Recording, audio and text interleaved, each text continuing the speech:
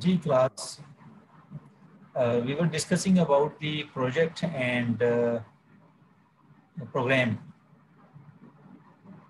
Programme. जी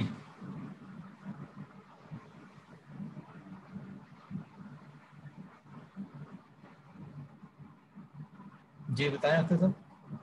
project जो है ना, प्रोजेक्ट जो है ना, जी जी ये एक जो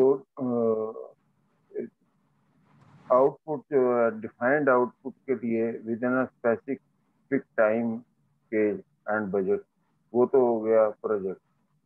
वेयर प्रोग्राम, ये these are delivering output for the entire benefit of organization, or a set of based on set of many project program। Many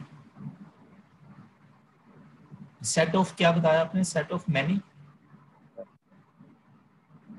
many project। Many projects, that is the definition of the program जो मैं बताना चाह रहा था। जो project है जो program है उसको हम कहते हैं that is the combination of the different projects, that is the combination और set of different projects. Sometimes जो प्रोजेक्ट ओरिएंटेड ऑर्गेनाइजेशन होती हैं उसमें जो हायरार्की होती है ना, प्रोग्राम मैनेजर ऊपर होता है, उसके अंदर अंडर जो है डिफरेंट प्रोजेक्ट मैनेजर काम कर रहे होंगे। यानी जो प्रोग्राम है that is the higher thing, that is the combination of the different projects. ठीक है, एक प्रोग्राम मैनेजर के अंडर डिफरेंट प्रोजेक्ट मैनेजर्स काम कर रहे होंगे, या प्रोजेक्ट्स एक प्रोग्राम के अंदर बहुत से डिफरेंट प्रोजेक्ट्स जो है वो चल रहे होंगे विद इन द ऑर्गेनाइजेशन। तो in same in the sir set. जी जी सर एक प्रोग्राम के अंदर एक तरह के सारे प्रोजेक्ट होंगे या डिफरेंट कैटेगरी के भी हो सकते हैं? जो रेलेवेंट होते हैं, क्योंकि प्रोग्राम उस प्रोग्राम से रिलेटेड होते हैं लेकिन आपस में वो डिफरेंट भी हो सकते हैं। मतलब अगर कंस्ट्रक्शन का एक प्रोग्राम है तो उसके अंदर सारे कंस्ट्रक्शन के ही होंगे। हाँ हो सकता है, मे बी इलेक्ट्रिकल और मैकेनिकल का है तो वो अलग अलग प्रोग्राम होंगे। May be, but that is not compulsory नहीं है। समटाइम्स सब ओके के हम गवर्नमेंट अनाउंस करती है पॉवर्टी एलिवेशन प्रोग्राम। अब ये बहुत ही वास्ट किस्म का, इसमें डिफरेंट प्रोजेक्ट्स हो सकते हैं ना, इसमें इंफ्रास्ट्रक्चर के प्रोजेक्ट्स भी आ सकते हैं, इसमें सोशल ठीक है सर। प्रोजेक्ट्स भी आ सकते हैं, इसमें आपके हॉस्पिटल सोशल सेक्टर प्रोजेक्ट्स भी आ सकते हैं, उनमें रोड्स बना सकते हैं, हॉस्पिटल भी बना सकते हैं। तो that will come under this same programme. Right. Is it? ठीक है सर। सो एक सिंपल वे में, अच्छा एक जो चीज़ आपने पूछी थी कि प्रोग्राम, मैंने कहा था सिंगल पर्पस, वो इस पॉइंट ऑफ व्यू से था कि जो प्रोग्राम होता है उसमें बहुत से प्रोजेक्ट्स होते हैं, डिफरेंट पर्पस उसमें अचीव होते हैं, लेकिन जो प्रोजेक्ट होता है उसका जो मेन पर्पस वो सिंगल होता है हर प्रोजेक्ट का। ये जो मैंने आपको बताया था। ओके, एक मिनट वेट कर लें, आजान हो रही है। Okay sir.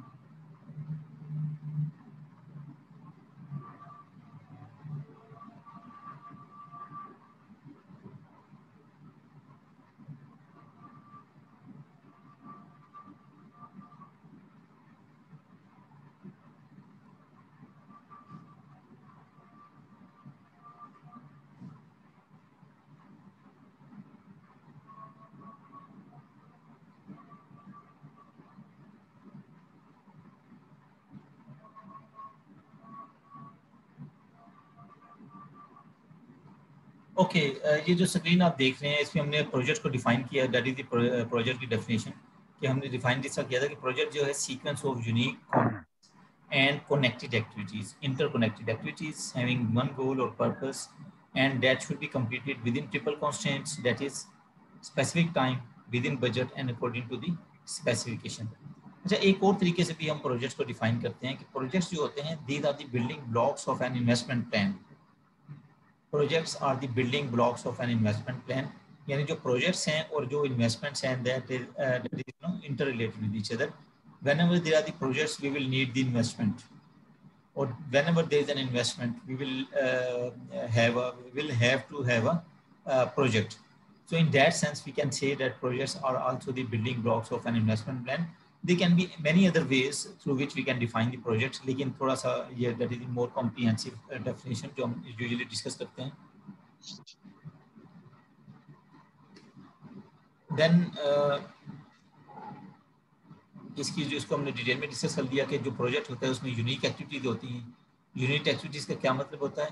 The project has never happened before and will never happen again on the same time. यानी जो आइडेंटिकल प्रोजेक्ट्स भी होते हैं उनकी टर्म्स एंड कंडीशंस, उनके एनवायरनमेंट और बाकी चीज़ें हमेशा डिफरेंट होती हैं। इस वजह से इसको कहते हैं कि project has always have a unique activities. Then complex activities, not simple, not repetitive activities, such as mowing the lawn, running the weekly payroll, washing the car, loading the delivery truck। ये वो चीज़ें हैं जो repetitive होती हैं, जो रोज़ के रोज़ हम कर रहे होते हैं, तो ये प्रोजेक्ट्स नहीं होंगे, ठीक है। These are not called the projects.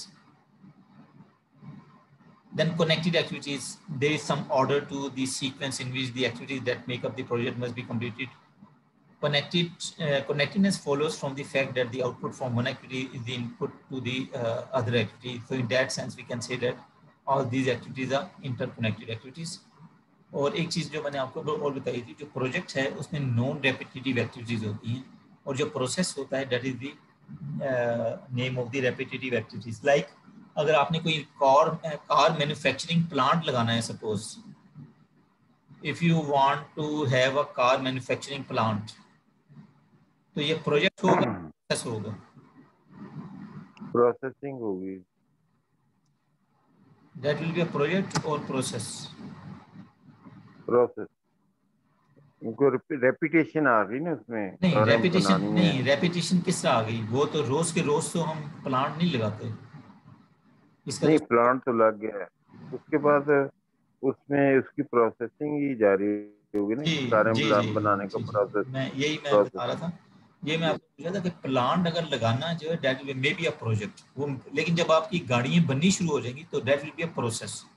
क्यों प्रोसेस है? क्योंकि वो रेपिटेटिव एक्टिविटीज हो जाएंगी ना सर। किसी के लिए वो प्रोसेस। प्रोजेक्ट होगा और किसी के लिए वो प्रोसेस होगा। Okay, maybe you are to some extent you are right. लेकिन अगर हम, जो मैंने आपको एग्जांपल दी है कि कार मैन्युफैक्चरिंग लग गया है और गाड़ियाँ बननी शुरू हो गई हैं, अगर हम सिर्फ इसको स्कोप में देखें तो कार मैन्युफैक्चरिंग प्लांट लगाना विल बी अ प्रोजेक्ट, और उसको प्रोसेस जो रेपिटेटिव एक्टिविटीज़ हो रही हैं, जो कारें बननी शुरू हो गई हैं, that will be a process.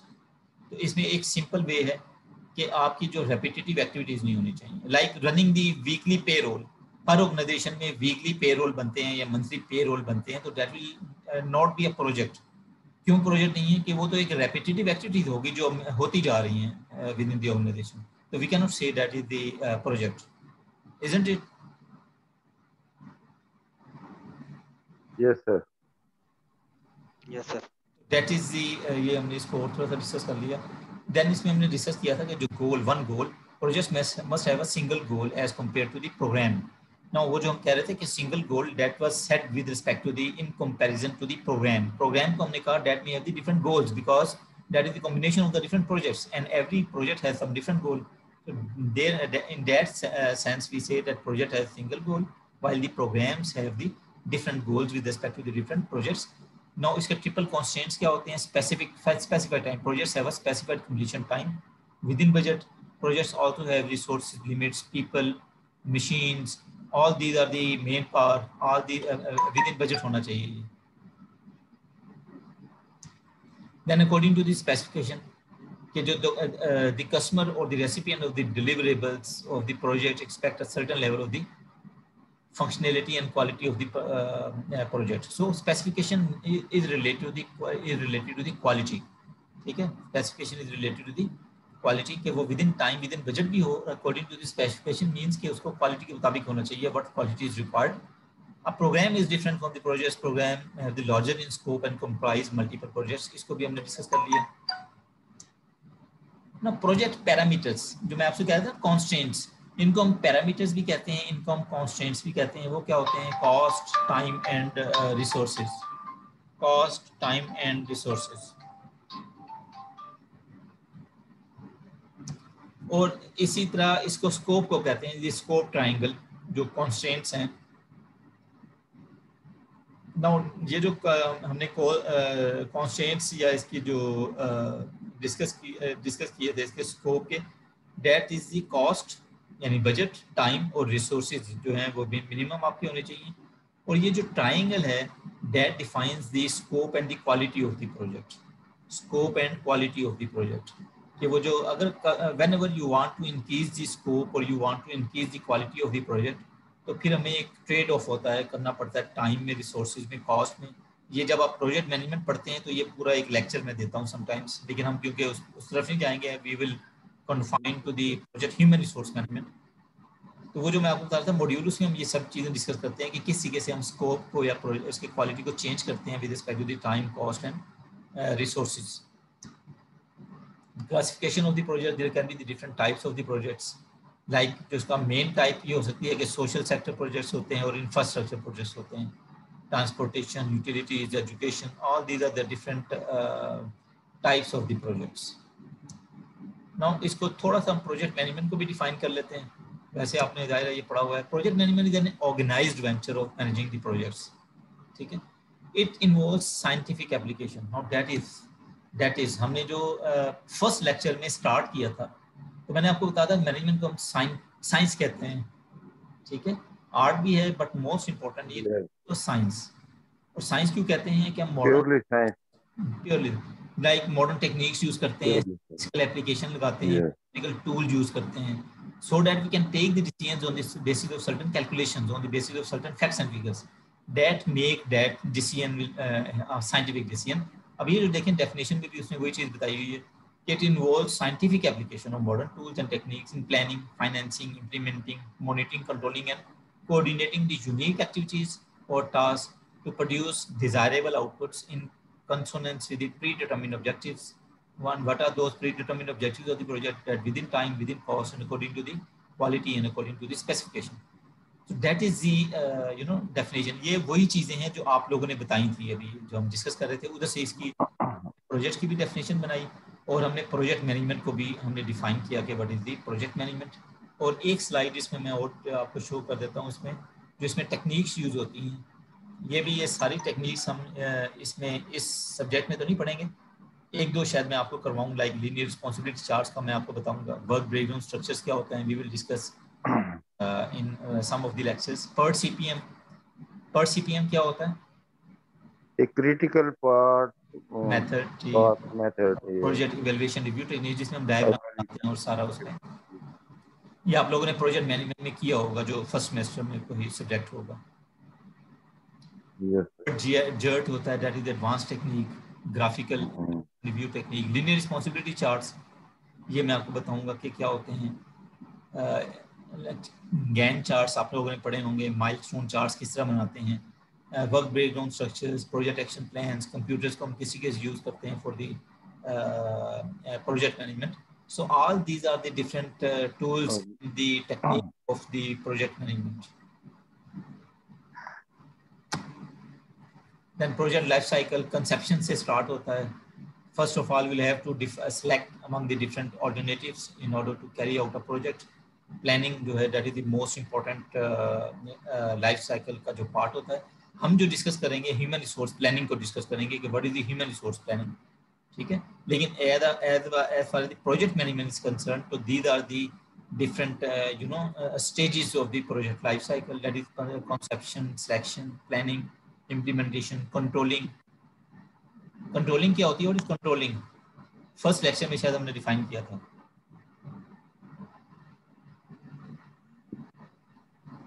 How we can define, जैसे प्लानिंग होती है, कंट्रोलिंग क्या होगी, how we can define controls, anyone? Controlling जो है कंटिन्यूअली प्रोसेस है प्रोजेक्ट का, जिसमें हर एंगल पे हर चीज को वो जो है ना आपने इवेल्युएट करना है, वॉच करना है, उसको जो है कंट्रोल करना है। ओके, हमने फर्स्ट लेक्चर में एक चीज डिस्कस की थी, रिस्क। और रिस्क को हमने डिफाइन ही किया था कि जो डेविएशन होती है between the actual performance and the desired performance. Deviation एक होती है आपकी बेंचमार्क परफॉर्मेंस, जो प्लानिंग स्टेज में हम बना लेते हैं। जब प्रोजेक्ट की प्लानिंग होती है तो उसके बेंचमार्क्स बना लेते हैं। और एक आपकी होती है एक्चुअल परफॉर्मेंस। जो डिफरेंस होता है between the actual performance and the desired performance, ये जो गैप होता है, इसको फिल करने के लिए जो करेक्टिव एक्शन हम लेते हैं, that is the project control. इसको कहते हैं कंट्रोलिंग, यानी watching the status of the project, benchmark, that is to define the deviation between the actual performance and the desired performance, and then taking the appropriate corrective action, that is controlling. Then control, now right. it is a continuous process, you are right कि हम control करते रहते हैं periodically, उसको semi annually उसमें different corrective actions लेते हैं जब हमें डिफरेंस नजर आ रहा होता है उसकी परफॉर्मेंस में। Then finally evaluation, project termination. Sometimes projects के बारे में हम कहते हैं कि प्रोजेक्ट को स्टार्ट करना भी मुश्किल होता है और उसको वाइंड अप करना उससे ज़्यादा मुश्किल होता है। ठीक है, डिफरेंट किस्म के टाइप्स होती हैं जब प्रोजेक्ट्स को वाइंड अप करने होते हैं। अगेन ये आपके प्रोजेक्ट मैनेजमेंट के पार्ट हैं, हम इस सब्जेक्ट में बहुत ज़्यादा इसको डिस्कस नहीं करेंगे, लेकिन लेक्चर में थोड़ा सा मैंने आपको प्रोजेक्ट्स के बारे में बता दिया। HR को हमने इंपॉर्टेंस को डिस्कस कर लिया, ये हमारा अपने टाइटल को हम थोड़ा सा डिफाइन कर रहे हैं। ओके, नेक्स्ट हमने किया, आप थोड़ा सा डिस्कस करें, हम ह्यूमन रिसोर्स की प्रोडक्टिविटी को हमने डिस्कस किया था कि how we can define the productivity, how we can define the productivity by the way.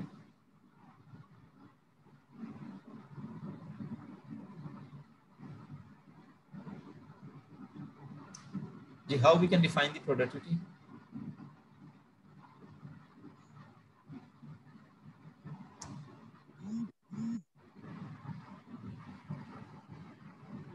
Productivity क्या होती है?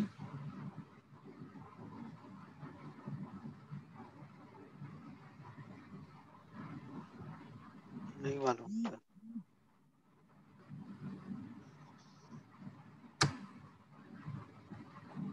जी class, how we can define the productivity. Sir आपकी आवाज क्लियर नहीं आ रही। I was talking about the productivity. What is productivity? Productivity progress. नहीं, first lecture में discuss किया था। नहीं, मैं नहीं कर सकता।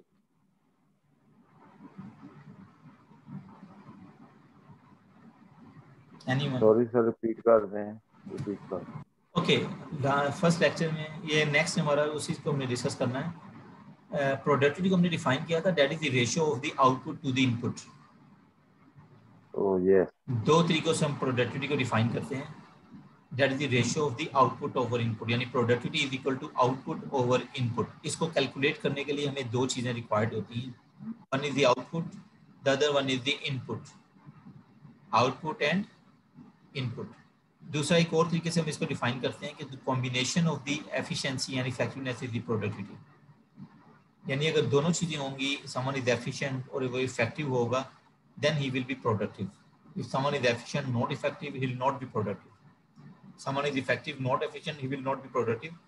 ही will only be productive if he is efficient as well as effective, right? Yes sir. Okay sir. अपने पास लिख लेंगे कि प्रोडक्टिविटी जो होती है that is equal to the output over input. Over I, P is equal to over I, I. Over I, you are right. ये last, अच्छा एक स्टार्ट करने से पहले आप लोगों को, क्योंकि आज 2-3 स्टूडेंट्स तो हैं, बाकी स्टूडेंट्स को आपने मैसेज दे देना कि नेक्स्ट वीक में जब आए, आपका अगर लेक्चर मिस भी हो गया होगा ना, तो आप उसको थोड़ा सा गो थ्रू कर लिया करें। ठीक है क्लास? सर एक और रिक्वेस्ट है सर, जी जी, कि कोई बुक रिकमेंड कर दें। बुक में आपको जो है 2 बुक्स भेजूंगा, उसमें सॉफ्ट फॉर्म में आपको मेंशन कर दूंगा, आपको भेज भी दूंगा। Thank you. एसेट जो है प्रोजेक्ट HR की सेपरेटली कोई बुक आपको कम बुक्स मिलेंगी, लेकिन उसकी प्रोजेक्ट कम्युनिकेशन से रिलेटेड और प्रोजेक्ट एचआर से रिलेटेड मैं आपको 2-3 बुक्स बताऊंगा। एक प्योर एचआर की होगी और एक प्रोजेक्ट जो आपका प्रोजेक्ट ह्यूमन रिसोर्स से रिलेटेड होगी, वो मैं दे के नेक्स्ट वीक में इंशाल्लाह आप लोगों के साथ शेयर कर दूँगा। Thank you. लेक्चर मेरे जो हैं मुख्तलिफ जगह से हो रहे होंगे, कुछ पार्ट्स उस बुक्स में से होगा, कुछ पार्ट्स ओवरऑल डिफरेंट जगह से होगा। राइट। तो I was talking about the lectures कि अगर आप लोगों का लेक्चर मिस हो जाए तो आप लोगों ने पूरा 1 घंटे का लेक्चर जब भी टाइम मिले पूरे वीक में वो ज़रूर सुन के आएँ, उसको इम्पोर्टेंट चीज़ों को नोट डाउन कर लें और जो चीज़ क्लियर नहीं है उसको नोट कर लें, नेक्स्ट क्लास में पूछें। उसकी रीज़न ये है कि 2-3 क्लासेस के बाद फिर मैं क्विज़ेस स्टार्ट कर दूंगा। क्विज़ेस आपके मल्टीपल चॉइस क्वेश्चंस भी हो सकते हैं और वो मॉडलिंग या कोई केस स्टडी भी हो सकती है, सिंपल डेफिनेशन भी हो सकती हैं, वो उन्हीं लेक्चर से रिलेटेड। और उसके लिए मैं 1 या 2 दिन पहले आपको बताऊंगा क्विज का। तो साथ साथ आप लोगों ने तैयारी करनी है इसकी, पूरा लेक्चर जरूर सुनना है, मैं जब आप लोगों के साथ शेयर किया करूंगा। Okay sir. उसमें ये 2 चीज़ें मैं आप लोगों के साथ शेयर किया करूंगा। एक तो ये लाइव सेशन की रिकॉर्डिंग हुआ करेगी, ठीक है। इसके अलावा 1-2 वीडियोस और होंगी जो प्री रिकॉर्डिंग होंगी, उसकी उनकी वॉइस जो है क्वालिटी हो सकता है थोड़ी सी बेहतर हो। लाइव सेशन में थोड़ा सा ये होता है कि समटाइम्स इंटरनेट की क्वालिटी वो नहीं होती, तो आपकी जो आवाज़ है वो समटाइम्स क्लियर नहीं होती।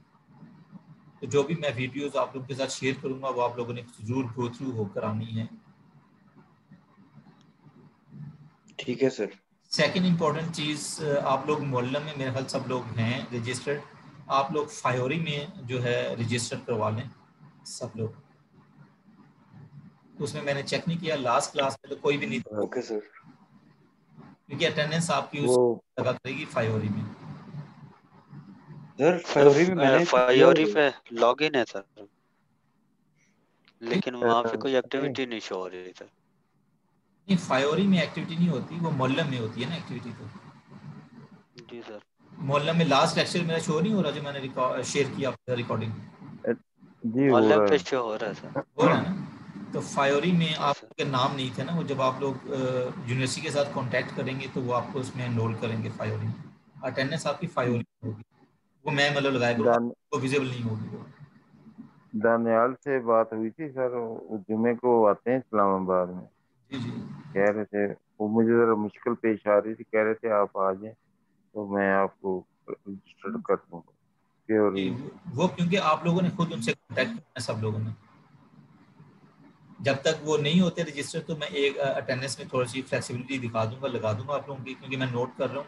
बल्कि अख्तर साहब आप लोगों ने आप काम ये करना है कि आपने ना अभी अटेंडेंस जी लास्ट जी क्लास में क्योंकि आप थे और हर क्लास की अटेंडेंस नोट करते रहे, क्योंकि इस क्लास में अभी तक स्टूडेंट्स ही कम है तो इतना मुश्किल नहीं है नोट करना। बेशक जी जी स्क्रीनशॉट ले लिया करें जो जो लोग पार्टिसिपेट। जी जी तो ये अटेंडेंस की भी ज़ाहिर है थोड़ा बहुत ठीक मैं है। चीज देता हूँ, बस जब इवेल्युएशन आपकी हो रही होती है कोशिश करें कि आप लोग क्लासेस अटेंड करें। लेकिन अगर क्लास मिस हो जाती है तो लास्ट लेक्चर पूरा घंटा 1.5 घंटा जितना भी होती है रिकॉर्डिंग वो ज़रूर आपने सुनकर आना है नेक्स्ट टाइम, ओके सर। ठीक। ठीक है। Let's come to the productivity. Productivity को हमने कहा कि productivity is the ratio of the output over input. इसकी अभी मेरे पास स्लाइड्स शेयर नहीं करूंगा, मैं आप लोगों को वैसे इसकी कुछ स्लाइड्स भिजवा भी दूंगा और अलहदा से रिकॉर्डिंग होगी, वो आप लोगों ने उसमें डिफरेंट इसकी एग्जांपल्स होंगी, आप लोगों ने प्रैक्टिस करनी है। इसका एक क्वेश्चन जरूर होगा मिड टर्म में प्रोडक्टिविटी से रिलेटेड, न्यूमेरिकल टाइप का क्वेश्चन होगा और इसका मैं क्विज भी ले सकता हूँ। इस वजह से थोड़ा सा आपने फोकस इस पर ज़्यादा करना है। प्रोडक्टिविटी को कैलकुलेट करने के 2 तरीके होते हैं। ये एक होता है, इसको कहते हैं single factor productivity model. Single factor productivity model, single factor productivity model में there is one input output and there will be one input. एक ही आउटपुट होगा और एक ही इनपुट होगा। एक होता है multi factor productivity model. Multi factor productivity model का ये होता है कि उसमें एक सिंगल आउटपुट होगा लेकिन उसमें मल्टीपल इनपुट्स होंगे। इनपुट्स को हमने फर्स्ट लेक्चर में डिस्कस किया था कि आपकी मेन पावर है, labour, employees, machines, energy sources, all these are the different inputs, तो उसमें मल्टीपल इनपुट्स होंगे। Now let's take the practice. थोड़ी सी मैं आपको प्रैक्टिस करवाना चाह रहा हूँ अभी। ये स्क्रीन पे आप लोग प्रॉब्लम्स देख रहे हैं, ठीक है। प्रॉब्लम 1 को तरह और इसको देखें कि how we can solve it, how we can find the what will be the productivity. ये स्लाइड शेयर है ना सबके साथ? जी सर। जी, ये प्रॉब्लम 1 पहले पढ़ें और इसमें बताएं कि what will be the productivity.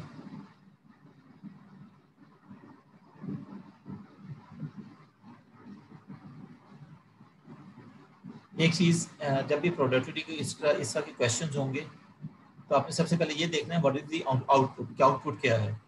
उसके बाद आपने देखना है what will be the what is the input, input क्या है। उसको डिवाइड कर देंगे तो that will be the productivity.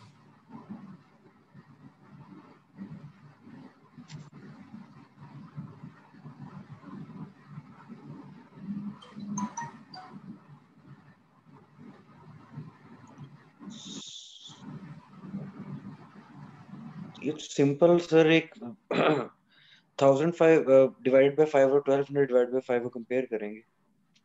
जी जी, मुझे एग्जैक्ट बताएं what will be the productivity. Okay sir. ये तो जुबानी क्वेश्चंस हैं, वैसे इसको डिस्कस कर लेते हैं। इसमें what is the output, output क्या है?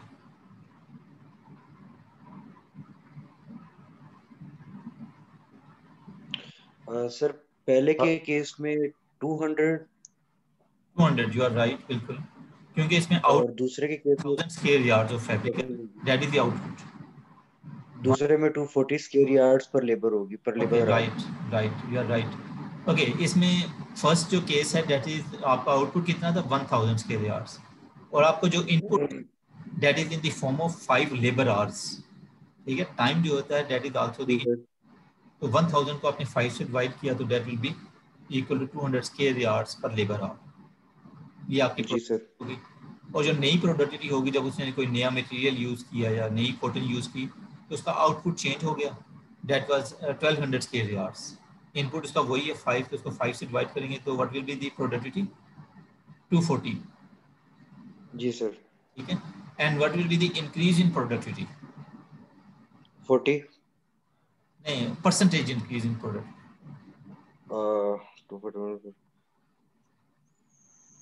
4000% नहीं, 4400 होगा, 400%।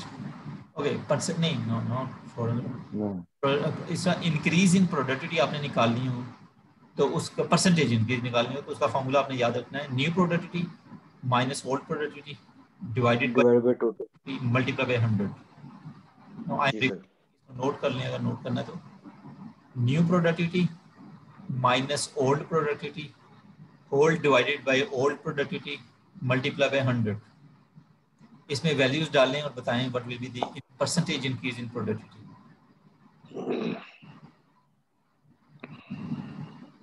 20% बन जी, 20% इंक्रीज हो गई इसमें। जी सर, 20% ही होगा। जी, ये सबको क्लियर हो गया कि how we calculate the productivity? Yes sir. Very simple, ये ज़बानी क्वेश्चन है। प्रॉब्लम नंबर 2 को देखें इसी तरीके से, ये भी ज़बानी क्वेश्चन है, what will be the productivity.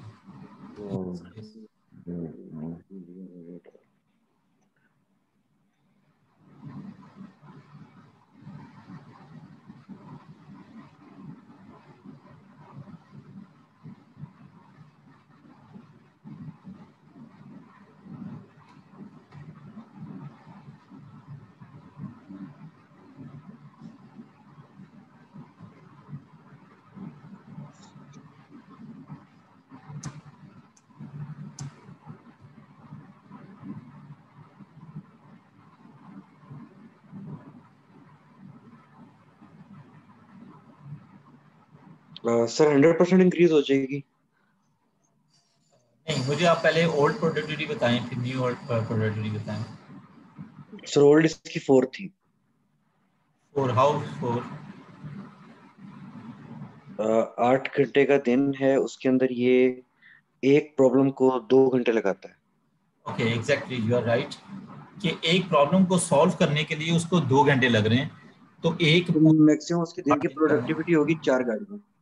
जी, इसकी जो ओल्ड प्रोडक्टिविटी होगी कि बिकॉज प्रॉब्लम को सॉल्व करने के लिए इसे 2 घंटे लग रहे हैं, तो 8 घंटे में वो कितनी प्रॉब्लम सॉल्व कर लेगा? चार प्रॉब्लम कर सकते हैं। 4 is the productivity, 4 is the old productivity, इसको हम कहेंगे, ठीक है। देन जी sir. What will be the new productivity? New productivity 1 घंटे में 1 गाड़ी चेक करेगा तो 8 घंटे में 8 गाड़ियां चेक कर लेगा।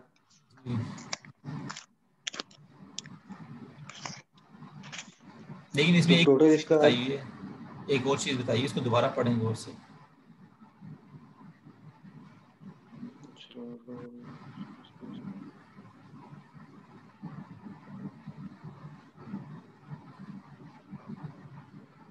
ठीक हो गया सर।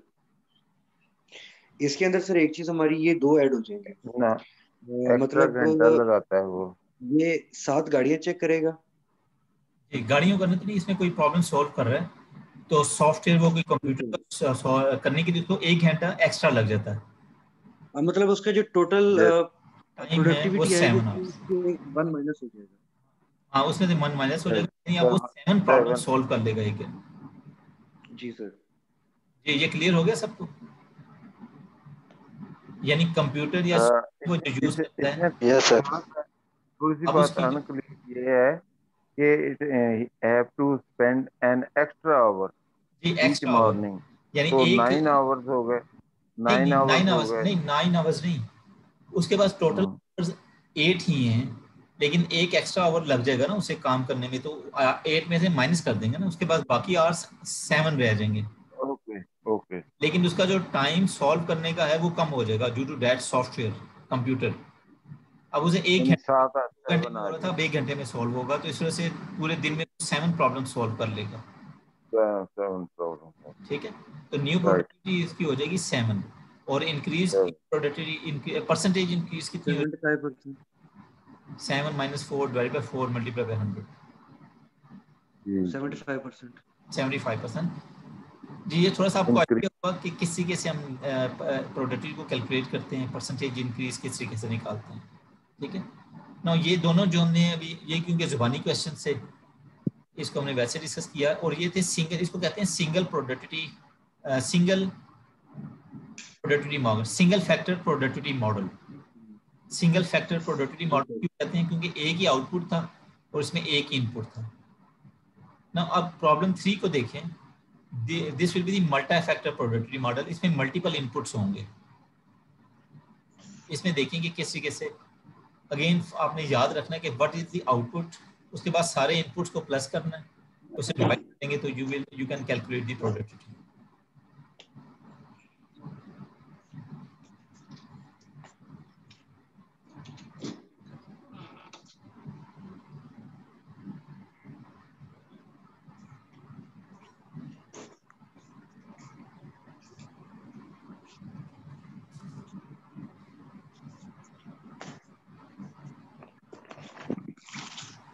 ये कैलकुलेशन जरा बड़ी है सर इसमें। कोशिश करें फिर मैं बताता हूँ।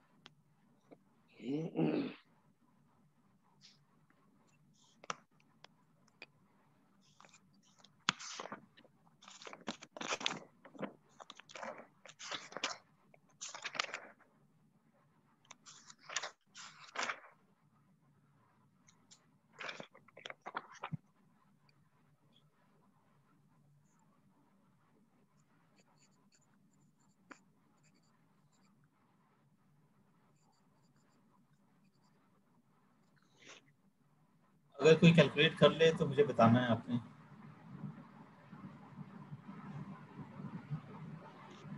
Okay sir.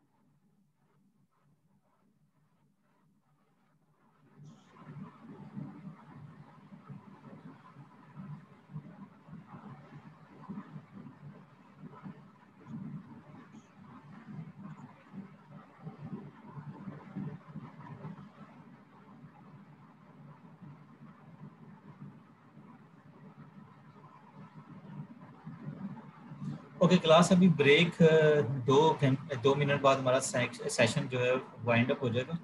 आप कोशिश करें इसको, वरना भी मैं आपको हेल्प करूंगा।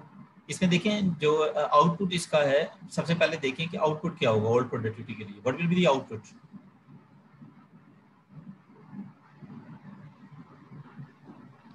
240 dollar. 240, that is, you are right, 240 that is the output. ठीक है, अब इसमें आपने इनपुट्स देखने हैं कि इनपुट्स क्या क्या हैं। इसमें जो एक इम्पॉर्टेंट इनपुट दिया हुआ है ना, that is the labour hours. उसके लिए 2 हिंट दिए हुए हैं कि वो जो French is currently working a total of 12 hours वो काम करता है, और जो उसको पे करना पड़े अगर वो खुद काम करे तो वो $10 है। तो 12 को हम 10 से मल्टीप्लाई करेंगे, इसके टोटल जो लेबर आवर्स बन जाएंगे 12 इंटू 10 हो जाएगा। ये आपका 120 वो हो गए जी, 12 मल्टीप्लाई बाय 10, 120 ही हो गया। हाँ। ये लेबर आवर्स होंगे, जो लेबर है, labour is also input, you know, human resource. Second जो इसमें मटेरियल की कॉस्ट है, 10 क्या होगा सर इसमें? मटेरियल कॉस्ट देखिए कितनी है। $20, $20। नहीं, $20 नहीं है मटेरियल कॉस्ट, इसमें है total material cost for each doll is approximately 3.5। 3.5। एक के लिए 3.5 पर डॉल है ना, तो आप $3.5 टोटल कॉस्ट के लिए किससे मल्टीप्लाई करेंगे? 3.5 240 मल्टीप्लाई बाय 240 एग्जैक्टली, वो आपकी टोटल मटेरियल कॉस्ट आ जाएगी। ये आपका सेकंड इनपुट हो गया। थर्ड इनपुट इसमें है एनर्जी सप्लाईज का। व्हाट? $4 $20, that is $20। और एक एनर्जी कॉस्ट है, दैट इज $4। एनर्जी कॉस्ट है नहीं, $4। Energy cost $4। जो सप्लाईज की कॉस्ट है दैट इज $20, और जो एनर्जी की कॉस्ट है दैट इज $4। इन सबको प्लस कर देंगे तो आपके पास टोटल इनपुट आ जाएगा। आउटपुट